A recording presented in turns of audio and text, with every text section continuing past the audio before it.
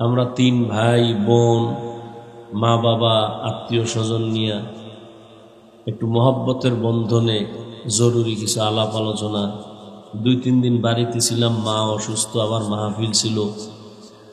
আবার সারাদিন আমরা তিন ভাই বোন, মা বাবা, আত্মীয় স্বজন নিয়ে একটু মহব্বতের বন্ধনে জরুরি কিছু আলাপ আলোচনা। মায়ের আবদার, বাবার আবদার যে আমরা তিন ভাই আল্লাহর দেওয়া সম্পদ মিলেমিশে যেন দিনের খেদমত করতে পারি, মাঝখানে যেন কোনো শয়তান আমাদেরকে বিচ্ছিন্ন করতে না পারে। এ বিষয়ে কিছু জরুরি পরামর্শ। তো এই জন্য একটু দেরি হয়ে গেছে, আবার রাস্তায় একটু ঝামেলা। যাই হোক, এরপরও যে আল্লাহ নিয়ে আসছেন আর আপনারাও ধৈর্যের সাথে বসছেন, বান্দার হাতে কিছুই দেওয়ার নাই। আল্লাহ আপনাদেরকে উত্তম জাযা দান করেন। আর আমরা ভাইরা যেন মিলেমিশে দিনের খেদমতের জন্য ইখলাসের সাথে চলতে পারি, সে তৌফিক আল্লাহ আমাদেরকে দান করেন। সমস্ত উলামায়ে কেরাম, বিশেষ করে মাঠে ময়দানে যারা কথা বলেন, রাত দিন মাঠে রাস্তায় দৌড়াচ্ছেন, কুয়াশা, অনেক অ্যাক্সিডেন্ট হয়। অনেক বড় বড় উলামায়ে কেরামে ময়দানে কাজ করতে গিয়ে রাস্তায় জীবন চলে গেছে। আল্লাহ সব উলামায়ে কেরামকে, বিশেষ করে আমাদের মাঠে ময়দানে যারা খেদমত করেন, বক্তা, সবাইকে আল্লাহ চলার পথে কুদরতের দ্বারা হেফাজত করেন।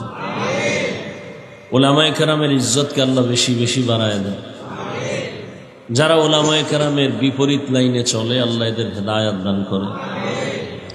মাদ্রাসার আয়োজনে মাহফিল, আল্লাহ পাক শেষ দোয়া পর্যন্ত আমাদের কবুল করেন। আমি আপনাদের দোয়া নেওয়ার পাশাপাশি সংক্ষিপ্ত আলোচনা, আপনাদের ধৈর্য যেন নষ্ট হয়ে না যায়। কোরআনে হাকিমের সূরা আহজাবের 2 টুকরা আয়াত পড়েছি, নবীজির হাদিস থেকে একটি হাদিস পড়েছি। ইখলাস ও রুহানিয়াতের সমন্বয়, সহি তরিকায়, সহি নিয়তে, সহি কিছু কথা আমাকে বলার মতো, আপনাদেরকে শুনবার মতো আল্লাহ তৌফিক দান করেন। ইয়া আইয়ুহাল্লাযীনা আমানুত্তাকুল্লাহ, আল্লাহ বলেন, হে মুমিন, তোমরা আল্লাহকে ভয় করো, তাকওয়া অর্জন করো।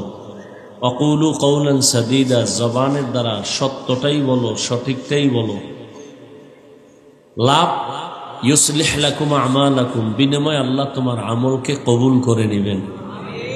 দ্বিতীয় লাভ, ওয়াগফির লাকুম যুনুবাকুম, জীবনের সব গুনাহ আল্লাহ মাফ করে দিবেন। ওমান ইউতিইল্লাহ ওয়া রাসূলাহু, যে আল্লাহ এবং রাসূলের অনুসরণ করবেন, ফাকাদ ফাযা ফাওজান আযীমা, তাদের বিজয় হবে চূড়ান্ত বিজয়, অর্থাৎ তারা বিনা হিসাবে জান্নাতি। নবীজি বলেন, উম্মতেরা 2 জিনিস হেফাজতের জিম্মা যদি নিতে পারো, আমি নবী তোমাকে জান্নাতে নেওয়ার জিম্মা নিব।